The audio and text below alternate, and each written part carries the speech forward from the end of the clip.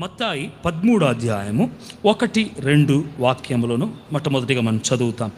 మత్తాయి 13వ అధ్యాయము 1-2. ఆ దినమునందు యేసు ఇంటి నుండి వెళ్ళి సముద్రపు తీరమున కూర్చోండి. బహు జన సమూహములు తన యొద్దకు కూడి వచ్చినందువలన ఆయన దోణి ఎక్కి కూర్చుండెను. ఆ జనులందరూ ధరణి నిలిచి ఉండగా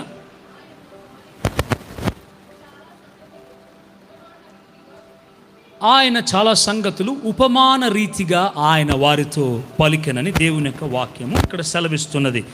ఇక్కడ మొట్టమొదటిగా మనం చూసినట్లా యేసు ప్రభు ఆ ఇంటి నుంచి బయలుదేరి ఆయన సముద్రపు తీరాన వెళ్ళెను.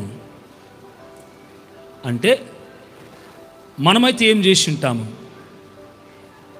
మనము ప్రతిదినం మనం చూసినట్లా మన యొక్క సొంత కార్యములో కూడా ప్రతి ఒక్కటి మన యొక్క ఆలోచనలకు తగ్గట్టుగా ప్రతిదినం మనం నడుచుకొని మనం వెళ్తుంటాం. మనకు ఒక ఆలోచన పుడితే అక్కడికి వెళ్ళాలంటే అక్కడికి వెళతాం. ఆ స్నేహితునితో మాట్లాడాలంటే వెంటనే ఫోన్ చేసి మాట్లాడుతాం. మరి కాసేపు గంటసేపు యూట్యూబ్లో చూడాలంటే ఫోను చూసుకుంటాము గంటసేపు. ఇట్లా మన సొంత ఆలోచనలు బట్టి మనము ప్రతిరోజు నడుచుకొని ఉంటున్నాము కూడా. దేవుని యొక్క సేవకులను చెప్పుకుంటున్నా మేమైనా, లేకపోతే మీరైనా, దేవుని యొక్క పిల్లలను చెప్పుకుంటున్న మీరైనా అనేక మార్లు మన యొక్క సొంత ఆలోచనల ప్రకారముగా మనము నడుచుకుంటూ మనం కొనసాగుతున్నాం మన యొక్క జీవన శైలిని. కానీ యేసు ప్రభు అయితే అట్లా కాదండి. ప్రతిదినము ఉదయపు జామున 2-3 గంటలకు లేచి ఆయన మోకాళ్ళు వంచి తండ్రి దగ్గర ప్రార్థించి, ఈరోజు ప్రభువా ఏమి చేయాలి చెప్పండి, ఈరోజు మీ యొక్క చిత్తం ఏమున్నా చెప్పండి అని ప్రతి ఒక్క కార్యమును దేవుని దగ్గర అడిగి దానికి తగ్గట్టుగా క్రియ చేయవాడు యేసు ప్రభు. ఎట్లంటే ఒక కళ వచ్చింది అనుకోండి, మీకు రాత్రిలో కళ వచ్చింది. ఆ కళ ప్రకారముగానే ఉదయపు జామున జరుగుతుంది అనుకోండి, ఎట్లుంటుంది అదే రీతిగానే తండ్రి అన్నిటినీ క్లియర్గా ఒక వీడియోలాగా పిక్చర్ వేసి చూపిస్తాడు. ఇదే నువ్వు చేయాలి, ఇక్కడే వెళ్ళాలి, వీణ్ణే నువ్వు స్వస్థపరచాలి, వేరేది చేయకూడదని యేసు ప్రభుతో చెప్తే యేసు ప్రభు పరిశుద్ధాత్మ చేత నింపబడి ఆయన అదే పని మాత్రం చేసేవాడు, వేరేది చేయడు. అంటే ఆయనకు శక్తి లేదా చేయుటకు? అంత శక్తి కలిగిన దేవుడు, అందరినీ స్వస్థపరచగలిగిన దేవుడు. కానీ ఒక దినం వచ్చింది, తండ్రిని దేవుడు చెప్పాను యేసు ప్రభుతో, నువ్వు ఆ బెతెస్దా కోనేటి దగ్గర వెళ్ళి అక్కడొక్కడు కుంటోడు ఉంటాడు, 38 ఏళ్లకు పైబడి వాడక్కడ పడుకొనున్నాడు, వాణ్ణి మాత్రం ముట్టి స్వస్థపరచాలంటే యేసు ప్రభు మరి ఆయన బయలుదేరి శిష్యులతో వెళ్ళి అక్కడ అనేకులు వ్యాధస్తులు ఉన్నప్పటికీ వాణ్ణి మాత్రమే ముట్టి స్వస్థపరిచాడు. అంటే ఇక్కడ ఏం తెలుస్తున్నదంటే యేసు ప్రభు ప్రతి ఒక్కటి చిన్న చిన్న కార్యములను కూడా తండ్రి దగ్గర అడిగి చేయువాడుగా ఉన్నాడు. ఇప్పుడు ఇక్కడ తండ్రి చెప్పినాడు, నువ్వు ఆ ఇంటి నుంచి బయలుదేరి వెళ్ళి అక్కడ వెళ్ళి ధోనిలో కూర్చొనము, అక్కడ పెద్ద జన సమూహం వస్తుంది, అక్కడ వారితో నువ్వు ఉపమానముతో మాట్లాడని యేసు ప్రభుతో తండ్రి చెప్పినందువలన పరిశుద్ధాత్మ చేత ప్రేరేపింపబడి ఆయన అక్కడ వెళ్ళి ధోనిలో కూర్చుండగా అక్కడ అనేక జన సమూహం వచ్చి నిలబడుకొని ఉండగా నార్మల్గా ఎట్లుంటే చూడండి, నేను నిలబడుకొని ప్రసంగిస్తున్నాను, మీరందరూ కూర్చుంటున్నారు. కానీ యహూదుల యొక్క కళాచారము ప్రకారము ఒక సెనగాగులో కానీ లేకపోతే దేవాలయంలో కానీ ప్రసంగించాలంటే ప్రసంగించే ప్రసంగికుడు కూర్చొని ఉంటాడు.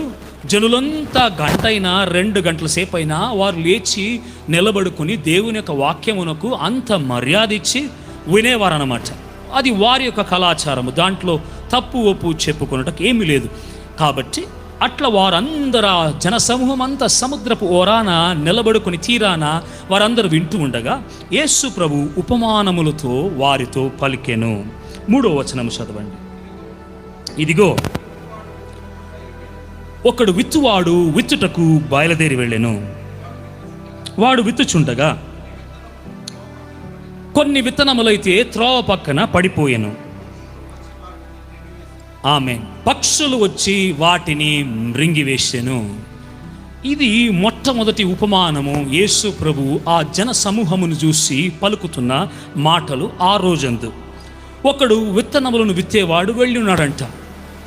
మీకు అందరికి తెలిసి ఉంటుంది, విత్తనములను విత్తువారు మరియు ఆ నేలలో విత్తువారు విత్తనములను ఎత్తుకొని అట్లా చల్లుతారనమాట. అట్లా చల్లుటకు ఒకడు విత్తేవాడు విత్తనములను తీసుకొని విత్తుటకు వెళ్ళెను.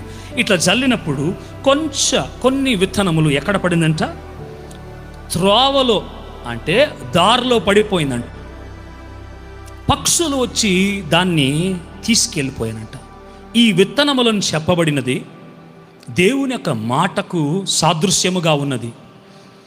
ఈ విత్తనములు మిమ్మల్ని కూడా సూచిస్తున్నది. ఈ విత్తనమైన దేవుని యొక్క వాక్యము మీ హృదయములోగా వెళుతూ ఉండగా ఏం జరిగింది? కొందరి యొక్క జీవితాలు ఎట్లుంది? యేసు ప్రభువే నిజమైన దేవుడు నమ్ముతారు, వస్తారు దేవునిలోగా వచ్చి ఆయనే నిజమైన దేవుడని నమ్మి యేసు ప్రభువుని ఉంటానని కొన్ని నెలలు ఉంటారు అంతే. వారికి ఒక చెడ్డ కళ వస్తుంది. ఇప్పుడు ఒక చెడ్డ కళ వస్తే వెంటనే ఇదేదో మా దేవుళ్ళు మరి మమ్మల్ని శపిస్తారు, మమ్మల్ని వేరేలాగా శిక్షిస్తారు, కాబట్టి మేము వదిలి వెళ్ళిపోతామని చెప్పి కొందరు యేసు ప్రభుని విడిచిపెట్టి వెళ్ళిపోతున్న సంఘటన మనం అనేక స్థలాల్లో మనం చూస్తున్నాం. కొందరైతే ఎలాగున్నారంటే, కొందరికి మంచి కళ వస్తుంది. వాళ్ళు అడుగుతుంటారు, దేవుడు ఎవరని అడుగుతుంటే వారికి ఒక మంచి కళ కలుగుతుంది. ఆంధ్రాలో చిత్తూరులో మా చిన్నాయన, సొంత చిన్నాయన ఆయన ఉన్నాడు. ఆయనకు ఒక కళ వచ్చింది. ఒకానొక రోజు ఆయన పడుకొని నిద్రిస్తుండగా యేసు ప్రభు 2 చేతులను చాపి తెల్లటి అంగి వేసుకొని ఒక పెద్ద అగాధము ఆయనకు ముందుగా ఉన్నది. పెద్ద లోయ. కుమారుడా, నా దగ్గరికి వచ్చే, లేకపోతే లోయలో పడిపోతావు, నా దగ్గరికి నువ్వు రా అని చేతులు చాపి ఆయన పిలుస్తున్నాడు. అవును ప్రభువా అని వస్తున్నాడంట. ఆ కాల దాంతో ఆగిపోయింది. అప్పుడు ఆయన యేసు ప్రభు నిజమైన దేవుడు ఉండొచ్చును, నేను ఆయనలో విశ్వసిస్తాను, నేను కూడా చేరిపోతాను యేసు ప్రభులో అంటూ చెప్తూ కొన్ని నెలలు అట్లే ఉంటూ ఉండెను. కొద్ది రోజుల తర్వాత ఆయనకి ఇంకొక కళ వచ్చింది. విగ్రహ ఆరాధన చేయుటకు విగ్రహమును దాల్చి మరియు విగ్రహముగా ఉండే ఒక అన్య దేవత ఆయనకు ముందుగా వచ్చి నువ్వు నా దగ్గరికి రా అని పిలిచినప్పుడు ఆయనలో ఇప్పుడు ఒక ఆలోచన, యేసు ప్రభు నిజమైన దేవుడా, లేకపోతే ఈ విగ్రహమును దాల్చిన ఈ విగ్రహము నిజమైన దేవుడా అని ఆయనకు ఒక పెద్ద ప్రశ్న కలిగి చివరిగా ఆయన చెప్పుటకు ప్రారంభించాను. ఇప్పుడు అనేకులు చెప్పులాగున యేసు ప్రభు ఒక్కడే, మా దేవుడు ఒక్కడే, ఆ దేవుడు ఒక్కడే, ఈ దేవుడు ఒక్కడే అని అన్ని దేవుళ్ళు ఒక్కడే అని చెప్పుటకు ప్రారంభించాను. కొందరికి అప్పుడు ఏమైంది? ఆ విత్తనము, యేసు ప్రభు నిజమైన దేవుడైన విత్తనము ఆయనకు హృదయములో పడింది. దాన్ని ఏం చేసింది? పక్షి అని చెప్పబడిన సాతాను ఆ విత్తనమును వాని యొక్క హృదయములో నుంచి తీసుకెళ్ళిపోయింది. ఇప్పుడు ఈరోజు కూర్చొని వాక్యమును వింటున్న మీరు, ఒకవేళ మీరు కొత్తగా దేవునిలో వచ్చి ఉన్నాడులా, దేవుని యొక్క వాక్యమును వింటూ ఉన్నాడులా, మీకు తెలుసో తెలియదు, ఒక పెద్ద అపాయము మనుషులకు ఉన్నది. మీరు అనుకున్నట్లు చిన్న అపాయము కాదు, కానీ ఒక పెద్ద అపాయము మనుషుల కొరకై, మనుషులను రింగుట కొరకై కనిపెట్టి ఉన్నది. ఏం అపాయం అంటే నరకము అని చెప్పబడిన అపాయము, పాపము అని చెప్పబడిన అపాయము. ఆ పాపము నుంచి, ఆ నరకము నుంచి మీరు విడుదల పొందుకోవాలంటే యేసు ప్రభు ఒక్కడే మార్గమని మీరు గ్రహించవలను. ఆయనే సత్యము జీవముగా ఉన్నాడు. ఆయన తప్ప వేరెవరు ఆ నిత్య రాజ్యములో ఎవరు ప్రవేశించలేరని దేవుని యొక్క వాక్యము మనకు తేటగా సెలవిస్తున్నది. కొందరు దేవునిలోకి వస్తారు, వచ్చిన వెంటనే వారి యొక్క జీవితాల్లో సమస్యలు, అనేక సమస్యలు. అయ్యో, నేను యేసు ప్రభు దగ్గరకు వచ్చినానండి, అనేక సమస్యలు వచ్చినది. ఎవరిస్తున్నారు ఆ సమస్యలు? సాతానని చెప్పబడిన దొంగ మీకు సమస్యలను కలుగజేసి మీ హృదయములో ఉన్న విత్తనమైన వాక్యమును వాడు కాజేసి మిమ్మల్ని నరకములోగా తీసుకెళ్ళటకు. ఈరోజు ఒకే ఒక మాట చెప్తున్నాను, వినండి. యేసు ప్రభు తప్ప వేరెవ్వరు కానీ మీకు నిత్య జీవమును ప్రసాదించలేరు. మా నాన్నగారు ఆ కాలములో హైందవుడిగా ఉన్నప్పుడు, ఆయన రక్షణ పొంది దేవునిలోగా వచ్చినప్పుడు గంటల తరబడి మోకాళ్ళు వేసి చేతులు పైకెత్తి ప్రార్థించేవాడు. ఆ రోజు ఒకరోజు ప్రార్థిస్తుండగా నిద్రపోయినాడు. ఆయన ప్రార్థించి 12 1 గంట అయిపోయింది, నిద్రపోయినాడు. ఒక దేవదూత వచ్చి తట్టి, ఆహారము అన్నము ఉంది చూడంటే లేచి చూస్తే గంట, రాత్రి 1-1:30 గంట. ఒక దేవదూత వచ్చి మెత్తగా తట్టి, మరి దేవుని యొక్క నీకు ఆహారము ఆయతముగా ఉన్నది, తినుము అని చెప్పాను. అట్లా ఒక రియల్గా చూసిన కార్యము నేను చెప్తున్నాను. అదే రీతిగా ఒకరోజు ఆయన మరలా పడుకొని నిద్రపోతుండగా ఆయన ఒక కళ వచ్చింది. కళ అంటే అది లైవ్గా ఉంది కళ. ఎటువంటి కళ అంటే బాగా లావుగా మంచి 7 అడుగులు ఉన్నాడు, చడ్డీ వేసుకొని ఉన్నాడు, చిన్న వ్రెజ్లర్ లాగా మంచి నల్లగా లావుగా బండలాగా ఉన్నాడు. నీకేం కావాలి? నీకు ఏమి కావాలి? డబ్బులు కావాలా? పక్కన చూస్తే కుప్పలుగా డబ్బులు, 100 కోట్లు అన్నమాట, ట్రాక్టర్లుగా రాసి పెట్టి ఉంచబడి ఉన్నది. ఏం కావాలి? నగలు కావాలా? ఈ పక్క నగలు, ఈ పక్క రత్నాలు, ముత్యాలు, డైమండ్స్, అంతా ఈ ప్రపంచంలో ఉన్న విలువ కలిగినంతా అక్కడ ఉంది, వాని దగ్గర ఉంది. వాడు ఉన్నాడు ఆడ నిలుచుకుని. నీకేం కావాలని అడిగింది. ధనము కావాలా? బంగారు కావాలా? వెండి కావాలా? నిత్యం నీకు మరియు ముత్యాలు కావాలా? ఏం కావాలని అడిగింది. మనమై ఉంటే ఏం చెప్పుంటాము? ఆ డబ్బులు కావాలి, ఆ బంగారు కావాలి, ఆ ధనము కావాలి, నాకు ఇవ్వు. అట్లే కదా ఉంటున్నాము ఈరోజు క్రైస్తవులు. యేసు ప్రభుని నమ్ముకుంటున్నామని చెప్తున్న క్రైస్తవులు మీరైనా నేనైనా ఏదో ఒక సమయంలో ఏదో ఒకసారి మనము డబ్బులను ఎక్కువగా ఆశించేవారుగా కనబడుచున్నాం. ఆ రోజు రాత్రి వేళలో ఆయన కలలో మరియు ఆయన నిలబడుకొని ఉండగా ఆయన చూస్తున్నాడు, ఎట్లా ఏం అడగాలి, ఏం చెప్పాలి అని తెలియటలేదు.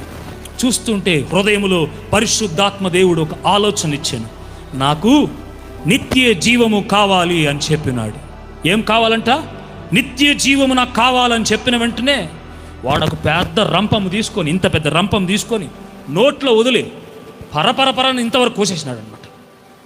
అట్లే ఒళ్ళంతా చెమటలు పట్టిపోయింది. లేచి చూస్తే రాత్రి వేళ మధ్యరాత్రి ప్రార్థించి పడుకున్నాడు. నెక్స్ట్ రోజు పాస్టర్ దగ్గర వెళ్ళి ఉన్నాడు. అయ్యగారు ఇటువంటి కళను చూస్తున్నాను. ఏమండి, కోట్లు ధనం ఉన్నది, బంగారు ఉన్నది, వెండి ఉన్నది, నాణ్యాలు ఉన్నది, ఇంత సొత్తు, ఒక నల్లగా బండగా ఉన్నాడంటే అప్పుడు పాస్టర్ చెప్పిన వాడే సాతాను నీకు ఈ భూలోకములో ఇల్లు ఇవ్వగలడు, బంగారు ఇస్తాడు, నగలిస్తాడు, ఆస్తి ఇస్తాడు, ఐశ్వర్యం ఇస్తాడు, మంచి అందముగా మీరు మార్చుకునే ట్రీట్మెంట్లు మరియు అన్ని సొఫిస్టికేటెడ్ కార్యములు ఉన్నది, ప్రతి ఒక్కటి ఇస్తాడు. కానీ ఒక్కటి ఇవ్వలేడు, గుర్తుపెట్టుకో అని మా నాన్నతో చెప్పాను. ఏమయ్యా అంటే అదే నిత్య జీవము. నువ్వు అడిగినావు కదా, అదే నిత్య జీవమును, ఎటర్నల్ లైఫ్ ఎవరు ఇవ్వలేరు. ఒకవేళ మీరు ఈ భూమిలోగా పుట్టక ముందు, మీకు 40 ఏళ్ళు ఉండొచ్చు, 30 ఏళ్ళు ఉండొచ్చు, 20 ఏళ్ళు ఉండొచ్చు, మీరు భూమిలోగా పుట్టక ముందు ఇటువంటి ఒక భూమి ఉన్నది, ఇట్లా తినాలి, ఇట్లా మనం బట్టలు ధరించాలి, ఇట్లా మనం నడుచుకోవాలి, ఇట్లా మాట్లాడాలని చెప్తే మీరు నమ్ముంటారా? ఖచ్చితంగా నమ్మి ఉండరు. చూసిన తర్వాత నమ్మినారు. కానీ ఇదే రీతిగా ఇంకొక ప్రపంచం ఉన్నది. ఆ ప్రపంచము ఆత్మీయమైన ప్రపంచము, చావే లేని ఒక లోకము. ఆ లోకాన్ని యేసు ప్రభు, ఆ జీవమును ఆయన ఒకడే ఇవ్వగలడు. ఒకవేళ ఈ వాక్యములను వింటున్న మీ హృదయములో ఆ పక్షి రాజైన సాతాను యేసు ప్రభు దేవుడు కాదని ఆ వాక్యమును తీసేస్తున్నాడా? మీ హృదయములో ఒక్కసారి మీరు ఆలోచించండి. యేసు ప్రభు ఒక్కడే దేవుడు, ఆయన ఒక్కడే మీకు నిత్య జీవమును ఇవ్వగలడు.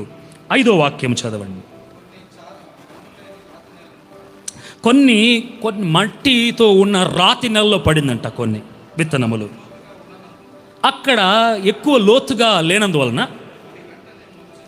అవి వెంటనే చకచకని మొలిచిందంట. బాగా సూర్యుడు ఉదయించినప్పుడు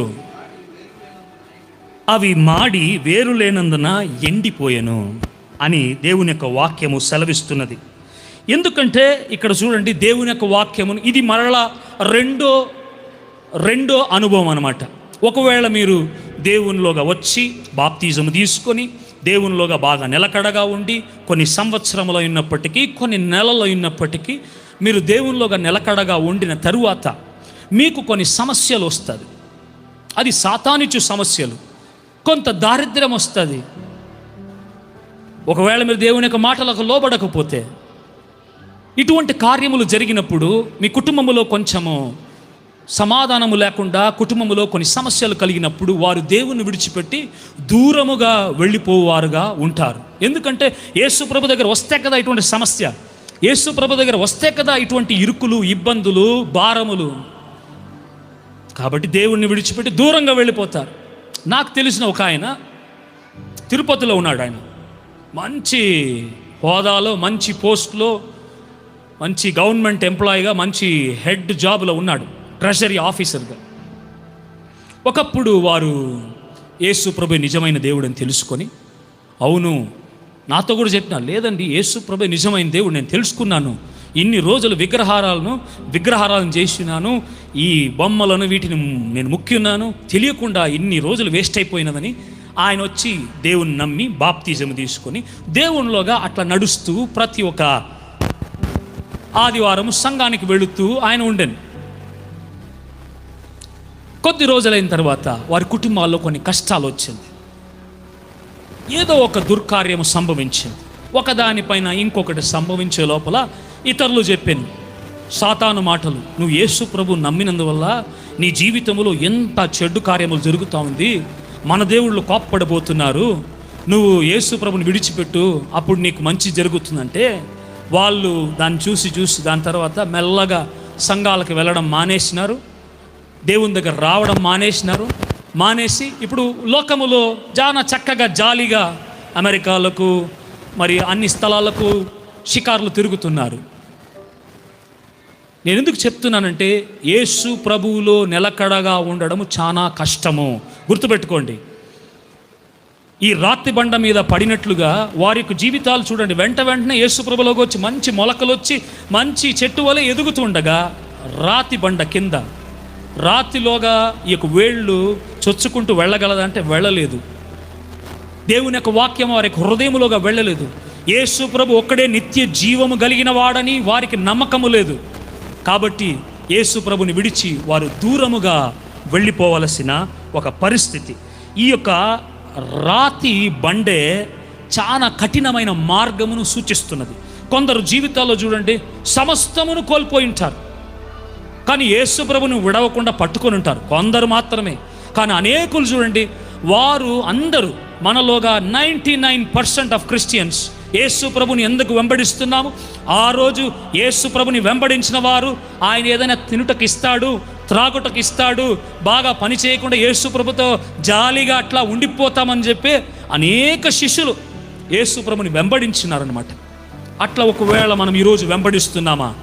మనకు మంచి జాబ్ కొరకు, మంచి కుటుంబంలో సమాధానముగా, జాలీగా, హ్యాపీగా, ఏ కష్టము లేకుండా ఇస్తాడు ప్రభు, లేదండం లేదు. కానీ ఒకవేళ శ్రమలు వచ్చినప్పుడు యేసు ప్రభుని విడవకుండా ఆయన యందు నిలకడగా ఉంటున్నామా లేదా అనేదే ఇక్కడ ఒక ప్రశ్న. రష్యా దేశంలో కమ్యూనిస్టు వాళ్ళు రూల్ చేస్తుండగా 1970s ఆ ప్రాంతాల్లో ఒక దేవుని యొక్క సేవకుడు ఆయన తీసుకొచ్చి, నువ్వు యేసు ప్రభువుని విసర్జిస్తావా లేకపోతే నేను ఐస్ గడ్డలో పడేసేదా అని అడిగితే, లేదు నేను యేసు ప్రభుని విసర్జించను, నిజంగా జరిగిన ఘటన చెప్తున్నా, నేను 1970 ఆ కాలంలో జరిగినది. యేసు ప్రభుని నేను ద్వేషించను, ఆయన ఖచ్చితంగా వెంబడిస్తానని చెప్పి ఆయన వెళ్ళి ఆ ఐసులో దుమికినప్పుడు ఒళ్ళంతా ఎట్లుందంటే, ఐసులో ఎప్పుడన్నా వెళ్ళి ఉన్నారా మీరు? ఇక్కడ స్నో పార్క్ ఉంది, అక్కడ వెళ్ళి చూడండి, ఒక 10 నిమిషాలు నిలబడి చూడండి. చేతులంతా ఎట్లయిపోతుందంటే, మీ చేతులంతా రాడ్ల వలె మారిపోయి తిమ్మిరెక్కిపోయి రక్తము ప్రవహించక చాలా మోసమైన పరిస్థితి అది. నేను ఒక రోజు వెళ్ళి ఉన్నాను అక్కడ స్నో పార్క్కి.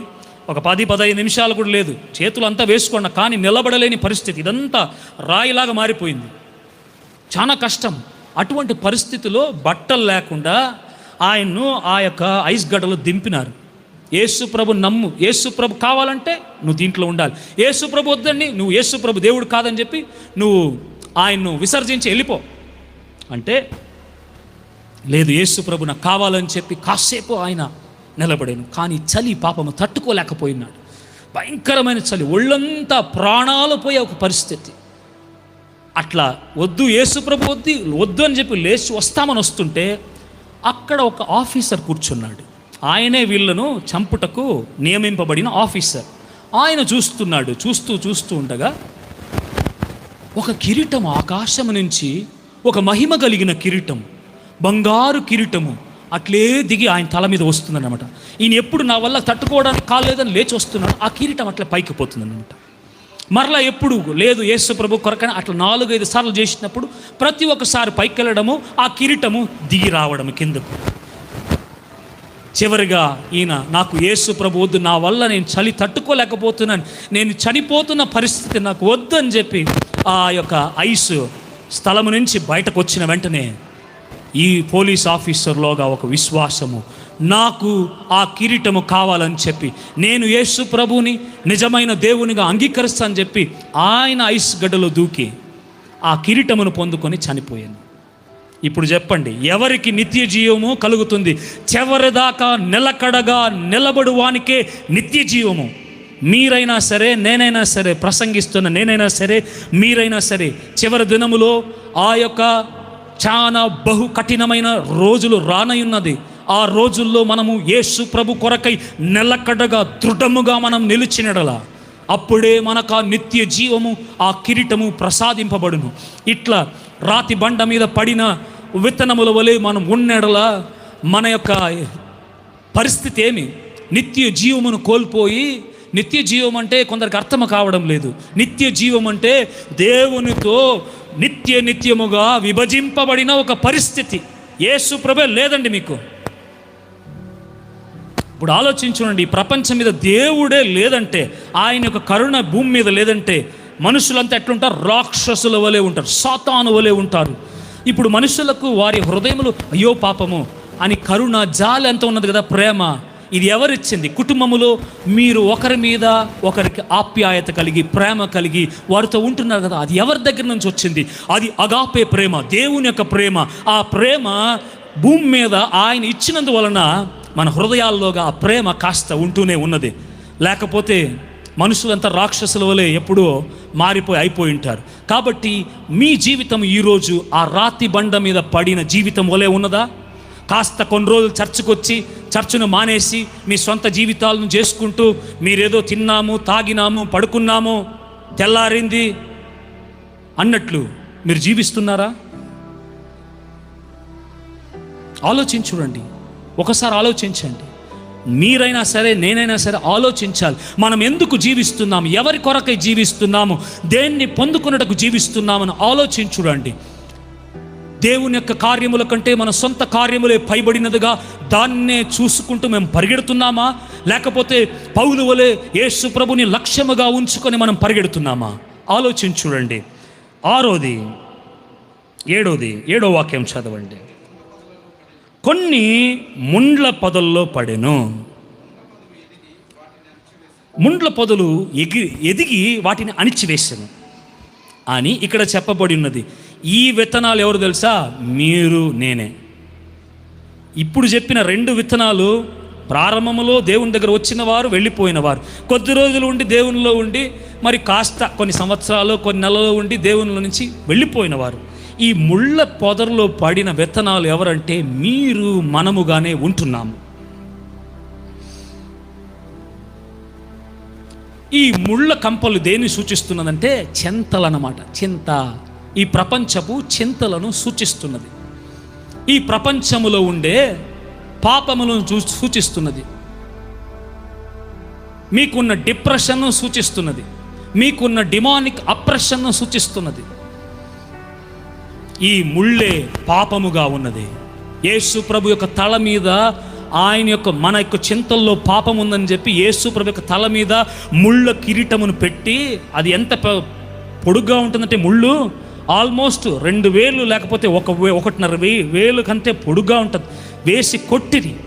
ఎందుకంటే మన చింతలో మనం పాపము చేస్తున్నాం కాబట్టి, మన ఆలోచనలో మనకు పాపము దాగి ఉన్నది కాబట్టి, ఆ పాపమును యేసు ప్రభు సిలువలో మీ కొరకై, నా కొరకై ఆ యొక్క శ్రమను అనుభవించి మిమ్మల్ని విముక్తులుగా చేయుటకు, నన్ను విముక్తునిగా చేయుటకు యేసు ప్రభు అటువంటి శ్రమను అనుభవించెను.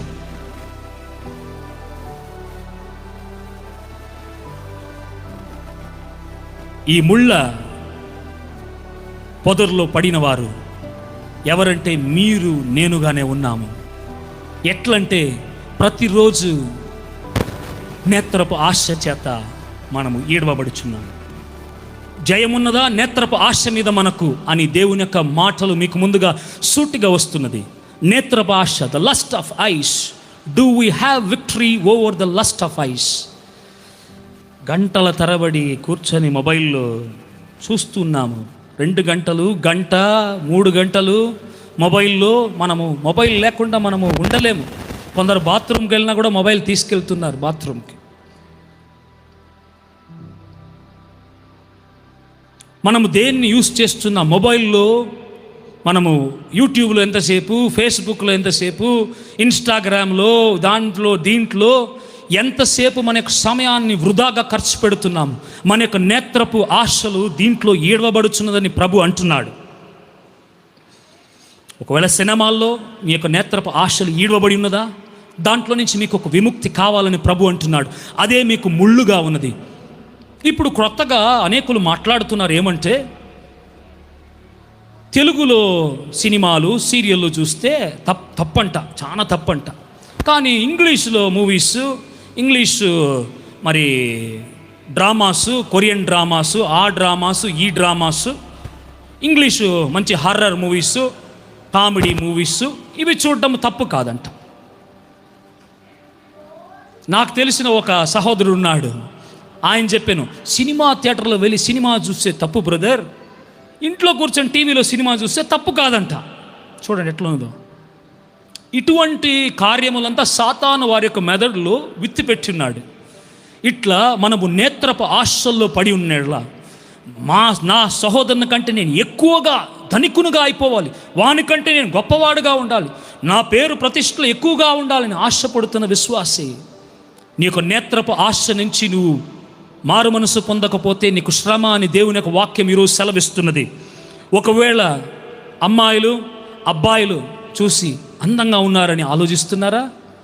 అది దేవునికి విరోధమైన కార్యముగా ఉన్నది. ఒకవేళ అమ్మాయిలను చూసి, లేకపోతే మీరు రోడ్లో వెళుతుండొచ్చు, ఒక అమ్మాయిని చూసి చాలా అందంగా ఉన్నదే అని మీ హృదయములో తలంచినట్లా అది పాపముగా ఉన్నదని దేవుని యొక్క వాక్యం అంటున్నది. నేత్రపు ఆశ నుంచి ఒక విడుదల పొందుకుంటేనే ఆ ముళ్ళు మిమ్మల్ని అలాగే అనగదొక్కి మిమ్మల్ని అణిచివేసి నరకములోగా నెట్టేస్తుంది. దాన్ని ఎట్లయినా మీరు అనగదొక్కి పైకి రావాలంటే మీ యొక్క నేత్రపు ఆశల నుంచి మీకు ఒక విడుదల కావాలని దేవుని యొక్క వాక్యములు ఈరోజు మీకు సూటిగా మీకు ముందుగా వస్తున్నది.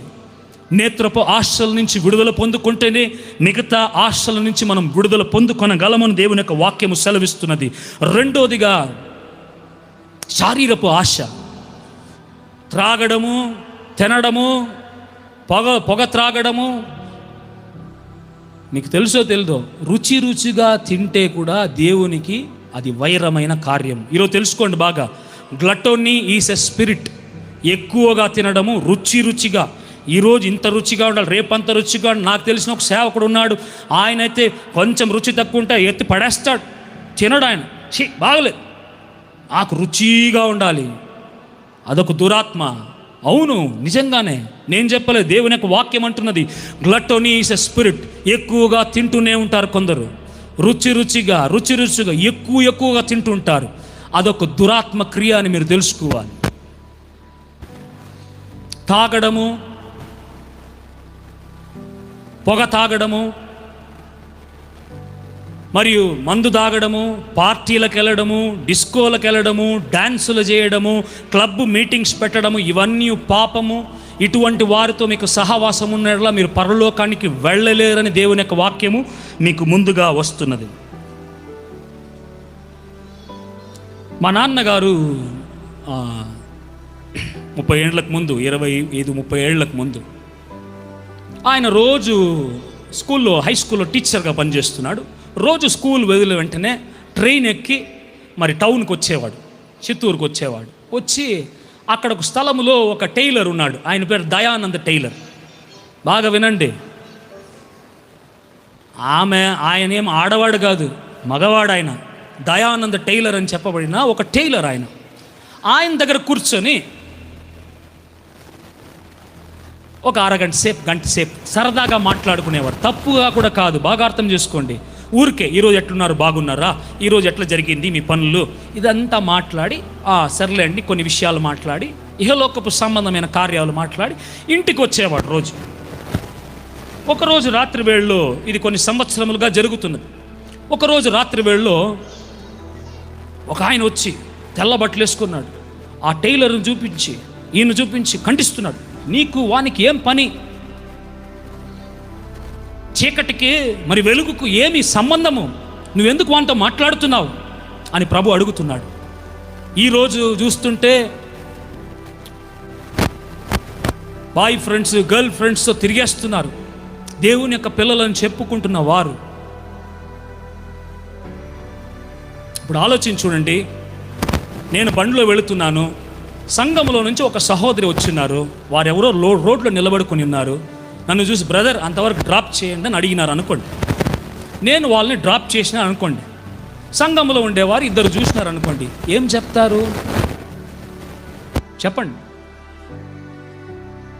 తప్పుగా కాదు, పాపం వాళ్ళు నిలబడుకొని ఉన్నారు, పాపం ఇంత దూరం డ్రాప్ చేస్తాంలే, నేను డ్రాప్ చేసినా అనుకోండి. చూసిన వాళ్ళు ఏం చెప్తారు చెప్పండి? చెప్పండి చెప్పండి చెప్పరా? ఏమో తప్పుగా ఉందేమో, ఆ సిస్టర్ గారు బ్రదర్తో వెళుతున్నారు చెప్తారా చెప్పరా? అప్పుడు ఏమవుతుంది? మన సాక్ష్యము చెడిపోతుంది. ఈరోజు బాయ్ ఫ్రెండ్లు, గర్ల్ ఫ్రెండ్లను చెప్పుకుంటూ ఏ పార్క్లో చూసినా విచ్చలవిడిగా తిరుగుతున్న విశ్వాసి, నువ్వు మారు మనసు పొందు. నువ్వు మారు మనసు పొందకుండా ఉండేలా నరకములోగా చేస్తావు. నేను చెప్పడం లేదంతా, ఆత్మదేవుడు ఈరోజు చాలాసేపు అన్య భాషలో మాట్లాడి, నేను తీసుకున్న మెసేజే వేరే, నేను మాట్లాడాలనుకునింది యేసు ప్రభు యొక్క రెండో రాకడ గురించి మాట్లాడాలని వచ్చినాను. ఉదయపు జామున దేవుడు ఇది మాట్లాడదు, ఇదే నువ్వు మాట్లాడాలని చెప్తే నేను మీకు ముందుగా వచ్చి మాట్లాడుతున్నాను. దేవుడు మిమ్మల్ని ప్రేమిస్తున్నందువలన మీతో ఈ మాటలను చెప్తున్నాడు, వినండి. అనేకులను చూడండి, ప్రపంచంలో అనేక సంఘాల్లో నీళ్లు చల్లి వదిలేసినాడు దేవుడు. పో, ఎట్లయినా తిరుగు. పాపము చేస్తున్నావా, ఇంకా పాపము చేయి. అక్రమము చేస్తున్నావా, ఇంకా ఎక్కువగా అక్రమ చేయి. అన్యాయముగా సంపాదిస్తున్నావా, ఇంకా ఎక్కువగా అన్యాయంగా సంపాదించు. విచ్చలవిడిగా తిరుగుతున్నావా, ఇంకా ఎక్కువ విచ్చలవిడిగా తిరుగు. పరిశుద్ధతలో నువ్వు ఉన్నావా, ఇంకా బాగా పరిశుద్ధతలో నువ్వు ఉండు. ఇదిగో వాని వాని క్రియలకు చొప్పున నేను జీతం ఇచ్చుటకు త్వరగా రానయ్యున్నానని ప్రభు అంటున్నాడు. ఆత్మదేవుడు మీతో మాట్లాడుతున్నాడు. ఈ మధ్యాహ్న వేళలో నువ్వు మారు మనసు పొందక నీ ఇష్టం వచ్చిన మార్గంలో నడుస్తున్నట్లా ముళ్ళ కంపల్లో ఎదుగుతున్న ఆ యొక్క విత్తనముల వలె, చెట్టు వలె నేను బాగా ఎదుగుతున్నాను, చక్కగా ఎదుగుతున్నాను అనుకుంటున్నా నువ్వు నరకానికి ఆహుతైపోతావని దేవుడు చెప్తున్నాడు. ఆ ముళ్ళ కంపలైన నీ యొక్క బాయ్ ఫ్రెండు, నీ గర్ల్ ఫ్రెండు, నీ సినిమాలు, నీ షికార్లు, నీ యొక్క ఫోను, నీ యొక్క సొంత పనులు, నీ యొక్క ఇష్టానుసారం వచ్చినట్లు నువ్వు జీవిస్తున్న జీవితము, వీటన్నిటిని మానుకొని దేవునిలో నువ్వు నడవకపోయినట్లా, మీకేదో చెప్తున్నాను అనుకోకండి, నాకు కూడా చేరి చెప్తున్నాను, అందరికీ చెప్తున్నది ఆత్మదేవుడు, దేవుని యొక్క వాక్యం ఇది. మనము నడవకుండా పోయినట్లా ఖచ్చితముగా ఒకరోజు యేసు ప్రభు మధ్యాకాశంలో వస్తాడు. ఆ రోజు మీరు పాపములో కూర్చొని బాగా జాలీగా మీరు ఉల్లాసంగా పాపములో జీవిస్తుంటారు. పాపము చేస్తే ఏమొస్తుంది నీకు? పాపము చేస్తే నీకు ఏమి ఆనందము కలుగుతుంది? ఆ 10 నిమిషాలు 5 నిమిషాల ఆనందం. దాని తర్వాత నీ హృదయములో ఒక వేదన లేదా, నీ హృదయములో ఒక బాధ లేదా, నీ హృదయములో అయ్యో నేను పాపము చేసినాను, దేవునికి విరోధముగా యేసు ప్రభుని మరలా నేను సిలువలో కొడుచున్నాను, నన్ను క్షమించుము ప్రభువా అనే పశ్చాత్తాపపడే హృదయము నీకు లేదా అని ఆత్మదేవుడు ఈరోజు నీతో అడుగుతున్నాడు. మారు మనసు పొందవా? ఎన్నిసార్లు గద్దించినప్పటికీ మరలా పాపము చేస్తున్న విశ్వాసి, నువ్వు ఒకవేళ నరకానికి వెళ్ళిపోతే నాకు సంబంధం లేదు. ఈరోజు చెప్తున్నాను చూడండి, సంఘానికి వస్తున్న నువ్వు నరకానికి వెళ్ళిపోతే సంబంధము నాకు లేనేలేదు. పోయిన వారము అంకుల్ గారు, యోసేపు అంకుల్ గారు చెప్తున్నారు, ఈ సంఘం అంతా నిండి పారి పొర్లుతుందని యేసు దేవుడు ఆయనకు చెప్పినాడు అనమాట. కానీ దేవునిలో నడిచే నిజమైన విశ్వాసం యథార్థంగా, ఒకవేళ నువ్వు పాపంలో ఉండొచ్చు కానీ దాన్ని విడిచిపెట్టాలనే హృదయం నీకు కావాలి. అదే కదా దేవుడు చూస్తున్నాడు. ఆ విడిచిపెట్టే హృదయము నీలోగా ఉంటే నిన్ను చెయ్యి పట్టుకొని నడిపించుటకు యేసు ప్రభువులు సాధ్యమని దేవుని యొక్క వాక్యము సెలవిస్తున్నది. ఒకవేళ నువ్వు చేసే ప్రార్థనలు ఆలకింపబడకుండా ఉండి ఉన్నదా? యెషయాలో చెప్పబడినట్లు దేవుని యొక్క హస్తము కొరచబడబోలేదు. కానీ నీ యొక్క పాపములు, నీ యొక్క అతిక్రమములు, నీ యొక్క దోషములు, దేవునికి విరోధముగా చేస్తున్న ప్రతి క్రియలు దేవుడు చూస్తూనే ఉన్నాడు. ఆయన ఏమైనా వయసైన ఒక తాత అనుకున్నారా? పరలోకములో ఒక చిన్న కుర్చీ వేసుకొని అట్లా నిద్రపోతున్న తాత అనుకున్నారా? తండ్రైన దేవుణ్ణి మీరు ఎప్పుడైనా తండ్రైన దేవుని చూస్తున్నారా? దేవుని యొక్క సేవకులు కొందరు ఆత్మలు ఎత్తబడి చూస్తున్నారు. చెప్తాను వినండి. ఆయన యొక్క సింహాసనము ఈ ప్రపంచం కంటే పెద్దదిగా ఉందంట. నమ్ముతారా? చాలా చాలా పెద్ద సింహాసనం మీద అందరికంటే సియోను కొండలో అందరికంటే పైబడిన ప్రభు, నిత్య జీవి, మహోన్నతుడు, మహాగణుడు ఆయన సింహాసనంలో కూర్చుంటే దేవదూతలంతా ఇంతంత ఉన్నారన్నమాట. ఎంత ఉన్నారు? ఒక ఈగలవలే ఆయన చుట్టూ తిరిగి రావాలంటే కొద్ది రోజులు పడుతుందన్నమాట. అంత పెద్ద దేవుడు, మహోన్నతుడు, సింహాసనం మీద ఆసీనుడై భయంకరమైన దేవుడు ఆయన కూర్చొని ఉన్నాడు. ఆయనకు చావంటూ లేదు, ఆయనకు ప్రారంభము లేదు, అంతము లేదు. మీరు ఎప్పుడైనా ఆలోచించినారా మీ జీవితాల్లో? మీరంతా ఎట్లా వచ్చినారు? నేను ఎట్లా వచ్చినా? మా తండ్రి వల్ల వచ్చినాను. వాళ్ళ తండ్రి ఎట్లా వచ్చినాడు? వాళ్ళ తండ్రి వల్ల, వాళ్ళ తండ్రి వల్ల, వాళ్ళందరూ వచ్చిన్నారు. కానీ దేవుడు ఎట్లా వచ్చినాడు తెలుసా మీకు? ఆయన ప్రారంభము లేదు, ఆయనకు అంతము లేదు. ఆయన యుగాయుగములుగా కొన్ని వందల వేల లక్షల లక్షల కోట్ల సంవత్సరముల నుంచి ఎప్పటి నుంచో ఆయన ఉన్నాడు. కాబట్టే ఆయన దేవుడు. అటువంటి దేవుని చూసి నీకు భయము లేదా? సాతాను చూసి వణికి వణికి భయపడుకొని పోతున్న విశ్వాసి దేవుని చూస్తే నీకు భయం లేదా? ఎందుకంటే సాతాను మిమ్మల్ని ఏమి చేయలేడు. మహా అంటే మీ యొక్క శరీరమును చంపగలడు అంతే. కానీ దేవుడైతే మీ యొక్క ప్రాణమును, మీ యొక్క ఆత్మను, మీ యొక్క శరీరాన్ని తీసుకెళ్ళి నరకములో వేయగలడు. తెలుసా మీకు నరకములో ఏమి జరుగుతుందని? మీరు బుక్కులు చదివిన వారు నరకము గురించి చదివినారా? అక్కడ అనేకులు దేవుని చూసి ప్రభువా నా మీద కరుణించని బ్రతిమలాడుచున్నారు. ఒక్కసారి నాకు ఛాన్స్ ఇవ్వు ప్రభువా, ఈ ఒక్కసారి ప్రభు 5 నిమిషాలు ఛాన్స్ ఇవ్వు ప్రభు, నేను మారు మనసు పొంది మీ యొక్క రక్తము చేత కడుగుబడతానంటే అక్కడ ఛాన్స్ లేదు. ఈరోజు మనం పాడిన పాటల ప్రకారం కుమ్మరి ఆ కుమ్మరి ఒక్కసారి ఆయన తగినట్లుగా ఆ పాత్రను మలుచుకునేలా ఫిట్ అవుతారు ఆయనలోగా. మీకు తగినట్లుగా, మీ సొంత ఇష్టానుసారం తగినట్లుగా మలుచుకునేలా. మీకు తెలుసో తెలీదో, నా ఇష్టం, నేను ఆస్ట్రేలియాకు వెళ్ళాలి, అమెరికాకు వెళ్ళాలి, లండన్ వెళ్ళాలి, నేను MBA చదివి ఉన్నాను, ఎట్లయినా పోవాలని ఆలోచిస్తే ప్రభువు చెప్పినాడు నువ్వు వెళ్ళకూడదు, నా చిత్తము కాదు, నువ్వు పోకూడదు అని చెప్పినాడు. లేదు నా సొంత చిత్తానుసారం నేను వెళ్తానంటే కాస్త ఏదో సంపాదించుండొచ్చు ధనం అంతే. కానీ దేవుని యొక్క చిత్తములో నువ్వు నడవలేవు, నడుచుకొని వెళ్ళలేవు. ఇంకోటి చెప్తాను వినండి బాగా. 2018-19లో నాకు వివాహం కానప్పుడు ఒక మంచి పాస్టర్ గారు కూతురుని తీసుకెళ్ళి చూపించినారు.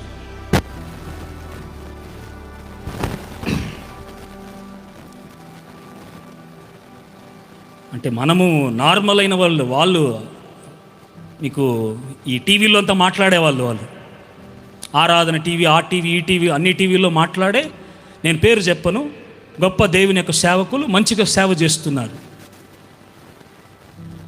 వాళ్ళది సొంతంగా హాస్పిటల్ ఉంది, వాళ్ళది సొంతంగా ఒక పెద్ద మంటపం ఉంది, మ్యారేజ్ హాల్ ఉంది, అంతా ఉంది, పెద్ద చర్చ్ ఉంది, కొన్ని వేల మంది వచ్చి ఆరాధించే ఆయన ఒక ఇంటర్నేషనల్ స్పీకరు. వాళ్ళ అమ్మాయి కూడా మరి ఇంటర్నేషనల్లో వచ్చి మరి అన్నిట్లో మీటింగ్స్లో మాట్లాడేది. అటువంటి వారు. అమ్మాయికి తక్కువ ఏం కాదు, డాక్టర్ చదువు ఉంది, అంతా ఉంది.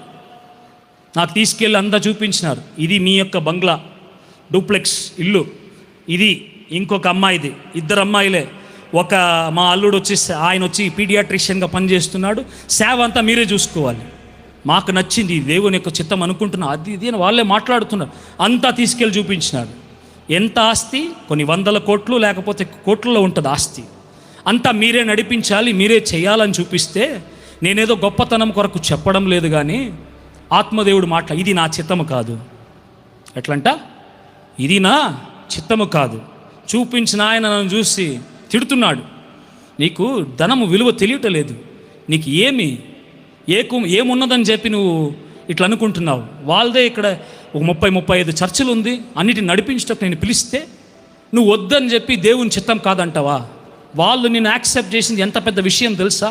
అది ఇది అని చెప్పిన ప్రార్థన చూస్తే లీడింగే లేదు, దేవుని చిత్తం లేదు. నేను చెప్పేసిన దేవుని చిత్తం లేదని. ఒకవేళ వివాహం చేసుకొని కూడా నార్మల్గానే ఉంటుంది, కానీ దేవుని యొక్క ఆ లీడింగ్, ఆయన ఎట్లట్లా మలిపి తీసుకెళ్లాలో ఆ లీడింగ్ ఉండదు. ఈరోజు వివాహం కాబోతున్న సహోదరులు మీతో దేవుడు మాట్లాడుతున్నాడు. ఏమంటే, దేవుని యొక్క చిత్తానుసారముగా నువ్వు చేసినట్లా దేవుడు మిమ్మల్ని ఖచ్చితంగా మంచి మార్గంలో నడిపిస్తాడు. కాబట్టి ఎవరెవరు దేవుని యొక్క రాజ్యంలో ప్రవేశించలేరు? 1 కొరింథీయులు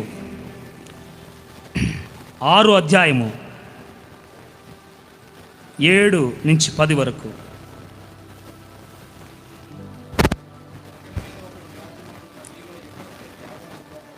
అంటే ఇక్కడ ఏమంటున్నంటే, ప్రభు ఒకరి మీద ఒకరికి కేసు, కోర్టులో కేసు, మీరు దేవుని యొక్క పిల్లలుగా ఉంటే కోర్టులో కేసు వేయకూడదనమాట.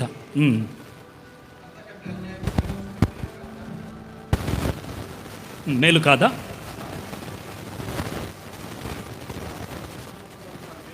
దానికంటే మీ యొక్క సొత్తు సంహరింపబడటం మేలు కాదా? కానీ మీరే అన్యాయం చేయుచున్నారు, అపహరించుచున్నారు, మీ సహోదరులకు ఇలాగ చేయుచున్నారు. మీలో ఒక్క నిమిషం ఉండండి.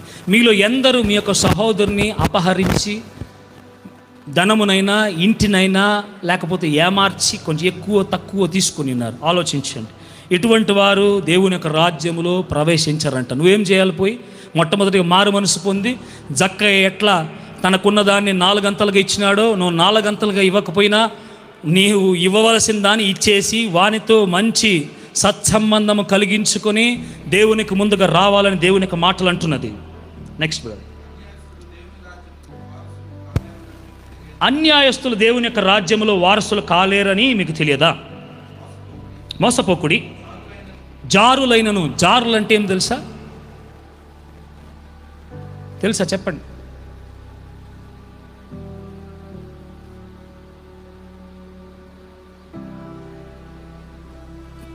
పెళ్ళి కాకముందు తప్పుడైన సంబంధాలతో ఉన్నవారు. చెప్పండి. విగ్రహారాధికులైన, విగ్రహాన్ని ఆరాధించేవారు. యేసు ప్రభు విగ్రహాన్ని పెట్టి నువ్వే దేవుడవయ్యా, లేకపోతే వేరే విగ్రహాన్ని పెట్టి నువ్వే దేవుడవయ్యా అని ఆరాధించేవారు. వ్యభిచారులైన, పెళ్ళైన తర్వాత తప్పుడు సంబంధాలతో ఉండేవారు. ఆడంగితనము కలిగిన వారు. ఇది ఆశ్చర్యంగా ఉంది. మగవాళ్ళుగా ఉండి ఆడవాళ్ళ వల్ల నడుచుకుంటే, ఆడవాళ్ళగా ఉండి మగవాళ్ళ వల్ల నడుచుకుంటే మీరు పరలోకములోగా వెళ్ళలేరన్నమాట. పురుష సంయోగులైనను, దొంగలైనను. ఇది నాకు ఆశ్చర్యంగా ఉంది. లోబులైనను. చూడండి, దొంగతనము చేసేవాడు పరలోకానికి వెళ్ళడు, లోబులు పరలోకానికి వెళ్ళరంట. ఎవరు? దేవుని యొక్క రాజ్యానికి ఇవ్వలేని వారు. 10 రూపాయలు దేవుని యొక్క రాజ్యములు ఇచ్చేసి సోత్రమయ్యా సోత్రమయ్యా అని చెప్పేవారు. దేవునికి కానీ ఇవ్వని వారు, తన యొక్క దశమ భాగములను కానుకలను ఇవ్వని వారు, బీదలకు మరియు మిషనర్లకు రూపాయి ఇవ్వని వారు. చెప్పండి. త్రాగుబోతులైనను. లేదండి, నేను ఎప్పుడో ఒకసారి లైట్గా, నెలకొకసారి లేకపోతే 6 నెలలకు ఒకసారి ఒక పార్టీలో లైట్గా వైన్ తాగుతున్నానంటే నువ్వు పరలోకములో వెళ్ళలేవు. దూషకులైనను, చెడ్డ మాటలు మాట్లాడేవారు, దోచుకున్న వారైనను దేవుని యొక్క రాజ్యములో వెళ్ళలేరంట. ఇదంతా ఎందుకు మీతో మాట్లాడుతున్నా నాకు తెలియదు. ఆయన మాట్లాడమంటే నేను మాట్లాడుతున్నాను, కానీ నేను మాట్లాడవలసిన మాటలు వేరే. కానీ ప్రభు ఈరోజు మీతో ఈ మాటలను మాట్లాడుతున్నారు. భార్యను మోసం చేసేవారు, భర్తను మోసం చేసేవారు, తమ యొక్క ఫోన్లలో మరియు అనేక యాప్స్ ఉన్నది ఈరోజు, చాట్ చేయడము, వేరే వాళ్ళతో ఇతరులతో చాట్ చేయడము, ఎవరు తెలియదు కదా అని చెప్పి మీరు ఇష్టానుసారముగా వారితో ఉల్లాసముగా ఆన్లైన్లో మాట్లాడడము, ఇటువంటి కార్యములు చేయువారు. ధనమును ఎక్కువగా ప్రేమించువారు, నాకు అని సంపదను సమస్తమును కూడబెట్టువారు, దేవునికి విరోధముగా నడుచుకున్నవారు, దేవునితో కూడా ఉన్నానని చెప్పి దేవుని యొక్క మాటలకు వ్యతిరేకంగా నడుచుకున్నవారు, వీరందరూ దేవుని యొక్క రాజ్యములో ప్రవేశించారని దేవుని యొక్క వాక్యము సెలవిస్తున్నది. చివరిగా జీవపు డంబము గురించి దేవుడు మాట్లాడుతున్నాడు. ఒకవేళ మీకు ఆత్మీయమైన జీవపు డంబం ఉండొచ్చు, లేకపోతే ఇహలోక పరముగా నేను అందరికంటే గొప్పవాడిని, నేను అందరికంటే ధనికుణ్ణి, నేనే ఎక్కువగా ప్రార్థిస్తున్నాను, నాకు ఆత్మ వరములున్నది, నేను ప్రార్థిస్తే జరుగుతుంది, నేను అట్లా అని చెప్పి నిన్ను నువ్వు అతిశయించుకొని గొప్పగా ఊహించుకున్నట్లా నువ్వు దేవుని యొక్క రాజ్యంలో ప్రవేశించలేవని దేవుని యొక్క వాక్యము సెలవిస్తున్నది. ఎందుకంటే ఎక్కడ జీవపు డంబం మొట్టమొదటిగా ప్రారంభమైంది? పరలోకములో సాతాను దగ్గర నుంచి ప్రారంభమైంది. వాడు ఏమనుకున్నాడు? నా యొక్క సింహాసనము దేవుని యొక్క సింహాసనము కంటే పైగా వేసి నన్నందరూ ఆరాధించాలి. ఎవరంట? దేవుడు దూతలంతా చేరి సాతాన్ని ఆరాధించాలంట. అది వాని ఆశ.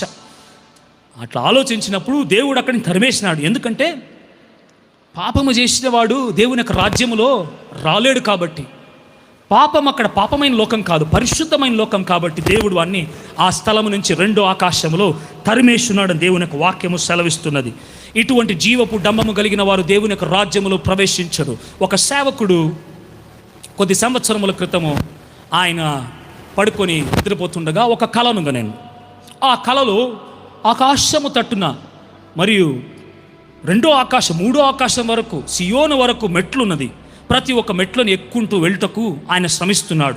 ఒక మెట్టును ఎక్కినప్పుడు అక్కడ రాసి ఉన్నది తగ్గింపు అని రాసి ఉన్నది. ఇదేమిది? ఒక మెట్టు మీద తగ్గింపు అని రాసి ఉన్నదని మరలా ఇంకొక మెట్టును ఎక్కితే దాని మీద తగ్గింపు ఉన్నది. మూడో మెట్టు మీద తగ్గింపు, నాలుగో మెట్ల మీద తగ్గింపు, 5, 6 అట్లా ఎక్కుకుంటూ వెళుతున్నట్లా పరలోకానికి నువ్వు వెళ్ళి చేరాలంటే దేవుని యొక్క శబ్దం ఆయన కలిగిను. నీకు తగ్గింపు ఉంటేనే, ఈ చిల్ల పిల్లల వలె నువ్వు మారకపోతే దేవుని యొక్క రాజ్యంలో ప్రవేశించవు అని దేవుని యొక్క వాక్యము కలిగినందువలన ఆ రోజు నుంచి తను తాను తగ్గించుకొని నడుచువాడుగా ఉన్నాడు. ఈరోజు మీలోగా తగ్గింపు ఉన్నదా? ఎవరైనా మిమ్మల్ని ఏదైనా ఒక మాట అనేస్తే భయంకరం కోపం వచ్చి వారు ఒక మాట అంటే 10 మాటలు అంటున్నారా? నీ భార్యను నువ్వు తిడుతున్నావా? చెడ్డ మాటలు వేసి నీ భర్తను నువ్వు తిడుతున్నావా? ఇట్లుంటే నువ్వు ఎట్లా దేవుని యొక్క రాజ్యంలో ప్రవేశించగలవు? మారు మనసు పొందాలని దేవుడు అంటున్నాడు. నాకే అంతా తెలుసు, నాకే అన్నీ ఉన్నది, నాకంతా గ్రేట్ నేను అనుకుంటున్న విశ్వాసి, నువ్వు మారు మనసు పొంది నిన్ను నువ్వు తగ్గించుకునేలా దేవుని యొక్క రాజ్యములు ప్రవేశిస్తావని దేవుని యొక్క వాక్యము సెలవిస్తున్నది. అండ్ ఫైనల్లీ చివరిగా 8వ వచనము, కొన్ని అయితే మంచి నేలలో పడిందంటే ఎట్లా? మీ వలె మంచి నేలలో పడిన విత్తనముల వలె ఉన్నది. కొన్ని నూరంతలుగాను, మీలో ఉన్న వారిలో కూడా కొందరు నూరంతలుగా ప్రతిఫలం ఇస్తారు, కొందరు 60దంతులుగా, కొందరు కొన్ని 30దంతులుగా ఫలించెను. ఇది దేవుని యొక్క వాక్యము. ఇట్లా దేవునిలోగా మీరు ఫలించాలంటే నీ యూట్యూబు, నీ ఇన్స్టాగ్రాము, నీ వాట్సాప్, నీ స్టేటస్లు, మరి నీ యొక్క అందము, నీ చందము, నీ మేకప్లు, వీటన్నిటిని విడిచిపెట్టి మంచి సంబంధము కలిగిన, దేవునితో సంబంధము కలిగిన స్త్రీగా, పురుషునిగా మనం జీవించిన ఎడల, దేవునితో కూడా మనం నడిచిన ఎడల, ఇహలోకపు కార్యములను విడిచిపెట్టి తేమా వలె నువ్వు వెనుదిరిగి దేవుణ్ణి విడిచిపెట్టి వెళ్ళక పౌలు వలె దేవునితో కూడా ప్రతిరోజు నువ్వు నడిచినట్లా దేవుడు నీకు ఒక నిత్య కిరీటమును ఇవ్వుటకు ఆయన సమర్థుడైనాడు. మత్తాయి 25:35 చివరిగా మనం చదువుకున్నట్లా. టైం అయిపోతున్నది కాబట్టి నేను వేగముగా చెప్తున్నాను. మత్తాయి 25:35, నేను ఆకలిగొంటిని, మీరు నాకు భోజనం ఇచ్చినారు, నేను దప్పిక కలిగి ఉన్నాను, నాకు దాహము తీర్చితివి, పరదేశినై ఉంటిని, నన్ను చేర్చుకొని ఉన్నావు, దిగంబరునై ఉంటిని, నాకు బట్టలు ఇచ్చితివి, రోగై ఉంటిని, నన్ను చూడవచ్చితివి, చెరసాల్లో ఉంటిని, నా యొద్దకు వచ్చితిరని చెప్పాను. మీరెవరైనా మీ బంధువుల్లో, మీ స్నేహితుల్లో, మీకు తెలిసిన వారు, లేకపోతే చర్చిలో ఉన్నవారే చెప్పండి, ఎవరైనా హాస్పిటల్ అడ్మిట్ అయితే అట్లీస్ట్ మీ కుటుంబం నుంచి ఒకరు వెళ్ళి చూసినారా? మనం పెద్ద పరిశుద్ధులు కదా, మహా పెద్ద పరిశుద్ధులు, భయంకరమైన పరిశుద్ధులు. ఎందరూ మన సంఘాల్లో హాస్పిటల్ అడ్మిట్ అయినారు, వాళ్ళని ఎవరైనా ఒకరైనా వెళ్ళి చూసినారా? ఇక్కడ దేవుని యొక్క మాటలు అంటున్నది, నేను వ్యాధి కలిగి ఉన్నా, నువ్వు రాలేదు నన్ను చూచుటకని దేవుని యొక్క మాట అంటున్నది. నేను చెరసాల్లో ఉండి ఉన్నాను, నన్ను చూచుటకు రాలేదు. నేను దిగంబరునై ఉన్నాను, నాకు నువ్వు సహాయం చేయలేదు. నేను దప్పిక కలిగి ఉన్నాను, నాకు దాహము తీర్చుటకు పానం ఇవ్వలేదు, నీళ్ళు ఇవ్వలేదు. నువ్వు రోడ్లో ఎంతమంది ఉన్నారు, అయ్యా ఒక పూట ఆహారం చీపా. పెద్ద పరిస్థితులు మనం బైబిల్ పట్టుకొని భయంకరంగా వెళుతున్నాము. ఇట్లుంటే మనం ఎట్లా దేవుని యొక్క రాజ్యములో ప్రవేశించగలము? నేను దప్పిక కలిగి ఉన్నాను, నువ్వు నాకు ఆహారం ఇవ్వలేదు. నాకు దాహము తీర్చుటకు నేను వస్త్రాలు లేకుండా ఉన్నాను, నువ్వు నాకు వస్త్రం ఇవ్వలేదు. నేను ఆకలి కలిగి ఉన్నాను, నువ్వు నాకు ఇది లేదు అది లేదు. నేను చెరసాల్లో ఉంటే నేను చూచుటకు రాలేదు. నేను వ్యాధితో ఉంటే నన్ను చూడడానికి కూడా నువ్వు రాలేదు. నువ్వు అంతా లెఫ్ట్ సైడ్ నిలబడు. ప్రభు అంటున్నాడు, లెఫ్ట్ సైడ్ నిలబడు, నా యొక్క ఎడమ పార్శ్వం నిలబడి అంటున్నాడు. ఒకవేళ ఈరోజు నేను అటువంటి స్థితిలో ఉన్నాడులా, మీకు ఎంత కష్టం ఉన్నప్పటికీ, ఎంత చాలా బిజీ ఉన్నప్పటికీ ఇది మీరు చేయాల్సిందే అని దేవుని యొక్క వాక్యం అంటున్నది. నువ్వు పరలోకానికి వెళ్ళాలంటే దేవుని యొక్క అగాపే ప్రేమ మీలోగా ఉంటేనే నువ్వు పరలోకములోగా వెళ్ళగలవు. నీ యొక్క సాటివాడు, నీ సహోదరుడు, మీ సంఘానికి వచ్చేవాడు, వాడు అన్యుడై ఉన్నప్పటికీ సరే, మీ బంధువుల్లో అన్యులైనప్పటికీ సరే, వాడు వ్యాధితో పడుకొని ఉండగా, వాడు చనిపోతే లేకపోతే వాడి వ్యాధితో ఉండగా నువ్వెందుకు వెళ్ళలేదు?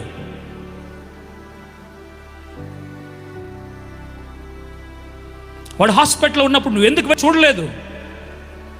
ప్రభు అడిగితే ఏం చెప్తావు నువ్వు? చెప్పు. ప్రభు అడుగుతాడు అనుకోండి, పలానా మనిషిని చూపించి ఆ రోజు వాడు హాస్పిటల్ ఉన్నాడు కదా, నువ్వు వెళ్ళి చూసినావా? స్తోత్రం బ్రదర్, ప్రార్థన చేస్తాను. ఆమేన్, స్తోత్రం, ఆమేన్. నువ్వేం డబ్బులు ఇవ్వాల్సిన అవసరం లేదు. వెళ్ళి ఊరికే వాళ్ళకు ఒక చిన్న 4 పండ్లు తీసుకెళ్ళి, లేకపోతే ఏమీ లేకపోతే పోయి ఎట్లున్నారు, బాగున్నారా అని ఒక చిన్న ప్రార్థన చేసి వచ్చుంటే అదే కదా దేవునికి మంచి ఆరాధన. మీలో మీ తోటి వారు ఎవరైనా కష్టములో ఉంటే నువ్వు ఎన్నో వేల లక్షల రూపాయలు ఇవ్వాల్సిన అవసరం లేదు. ఒక 500, ఒక 1000, ఏదో నీ వల్ల అయినంత. వాళ్ళ కష్టం, నిజంగా కష్టంలో ఉంటే వానికి ఎందుకు నువ్వు సహాయం చేయలేదు? నిర్వాణంగా రోడ్లో పడుకుంటే వానికి ఒక బట్టలు లేకపోతే ఒక డ్రెస్సు, వాడు ఆకలితో అయ్యా 2 ఇడ్లీలు తీసిండి అయ్యా అంటే లేదు పో అంటున్నాం కదా.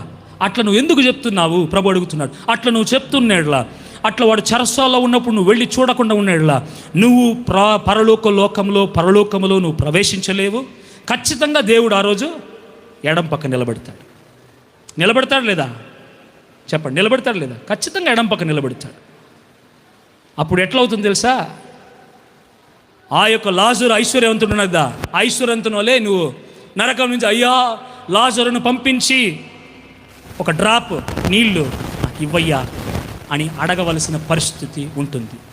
చివరిగా ఒకే ఒక ఉపమానం చెప్తాను చూడండి, నిజంగా జరిగిన ఘటన. ఒక చర్చిలో 2 ఉన్నారనమాట. ఒక పెద్ద చర్చ్, 1000 మంది వచ్చే చర్చ్. ఒక ముసలామె ఆ చర్చ్ అంతా ఇట్లా ఉండదు కదా, పెద్ద స్థలం ఉంటుంది, ఆడ ఊడ్చే పనులు చేసే పనులంతా ఉంటుంది. ఆ ఊడ్చే పని ఆమెకు ఆ సంఘములు కొన్ని సంవత్సరాలుగా ఆమె ఊడుస్తూనే ఉన్నది. ఆమెకు వచ్చిన ఏదో కొంచెం ధనముతో దేవునికి ఇచ్చేది, ఆమె ఏదో భుజించేది, సంఘములో ఉండి అట్లా ఉండి వెళ్ళి బయట వెళ్ళి అక్కడక్కడ సువార్తలు చెప్పేది. యేసు ప్రభువే దేవుడు, నమ్మండి మీకు పరలోకం ఇస్తాడని. ఒకరోజు ఆమె చనిపోయింది, వయసు అయిపోయింది.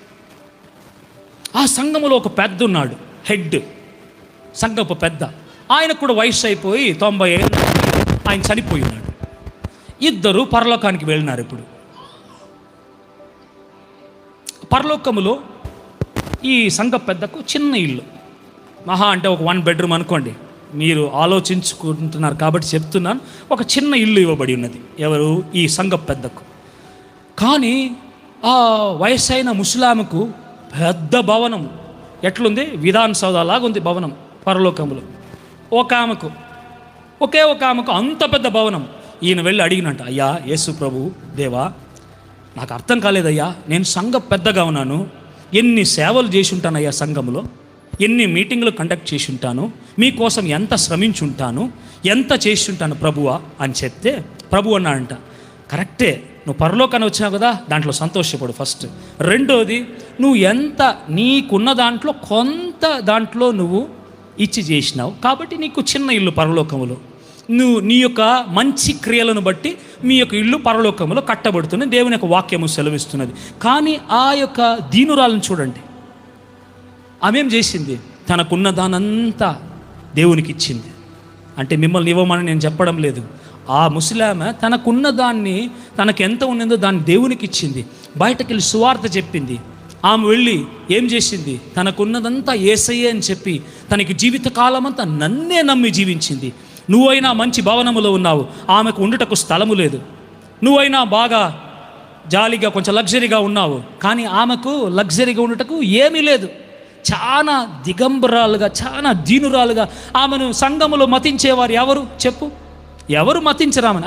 ఉండు, ఆహారం ఇస్తే కూడా చివరికి ఇస్తారు. ఆహారం తినేసి వెళ్ళేది, తినేసి అక్కడ ఉండి ఊడ్చి అయ్యా స్తోత్రం అయ్యా అని చెప్పేది. బయటకు వెళ్ళి సువార్త చెప్పింది, అనేక ఆత్మలను దేవునిలోగా తెచ్చింది. కాబట్టి తనకున్న సమస్తము నేనే అనుకుని నా కొరకై చేసినందువల్లనే ఇంత పెద్ద భవనం అని ప్రభువు చెప్పాను. ఈ మధ్యాహ్న వేళలో వాక్యమును వింటున్న మీరు ఎటువంటి నేలలో పడి ఉన్న విత్తనములుగా ఉన్నారు? మంచి నేలలో పడి ఉంటే కొందరు 30 అంతులుగా, కొందరు 60 అంతులుగా, 100 అంతులుగా ఫలించేవారుగా ఉంటారు. కానీ లేదు, కాదు, నేను సొంతంగా జీవిస్తాను, ఈరోజు మాత్రం యేసు ప్రభు కొరకై జీవించి వచ్చే దినాల్లో మీ సొంత విషయాలను చేసుకుంటూ జీవిస్తే మీరు ఆ రాతి బండ మీద పడినా, ముళ్ళ కంపలో పడినా విత్తనములేవండి బాగా ఎదిగి ముళ్ళు మిమ్మల్ని అణిచివేసి మీరు ఎదగక ఇట్లే ఉంటే, బాగా ఆలోచించండి, ఇట్లుంటే మీరు పరలోకములో వెళ్ళలేరు. నేను చెప్తాను చూడండి. ఇట్లా ఈ పరిస్థితిలో మీరు ఉంటే, ఈరోజు యేసు ప్రభు వస్తే నువ్వు పరలోకానికి వెళ్ళగలవా? ఆలోచించు. కొందరు నిద్రపోతున్నారు. సాతాను చూడండి బాగా నిద్ర తెస్తుంది, బాగా నిద్రపోతున్నారు. ఇక్కడ అరుస్తున్నా నేను తెల్లవారి నుంచి ఉపవాసంతో, ఏమి తినక, కొంచెం తింటే నేను మాట్లాడలేని చెప్పి, పాట పాడలేని చెప్పి అరుస్తుంటే కొందరు ఇట్లా నిద్రపోతున్నారు. ఇట్లుంటే ఎట్లా చెప్పండి? ఆలోచించండి. టైం అయిపోతుంది, ఆలోచించండి. మనం ఎట్లా పరలోకములోగా వెళ్ళగలము? ఇవన్నీ చేస్తే కదా. ఇంటికి వెళ్ళి మత్తయి 25 చదివి చూడండి, 1 కొరింథీయులు 6వ అధ్యాయం చదివి చూడండి. ఇవన్నీ చేయుటకు మిమ్మల్ని తగ్గించుకుని అప్పగించుకునేలా దేవుడు మీకు సహాయం చేయండి.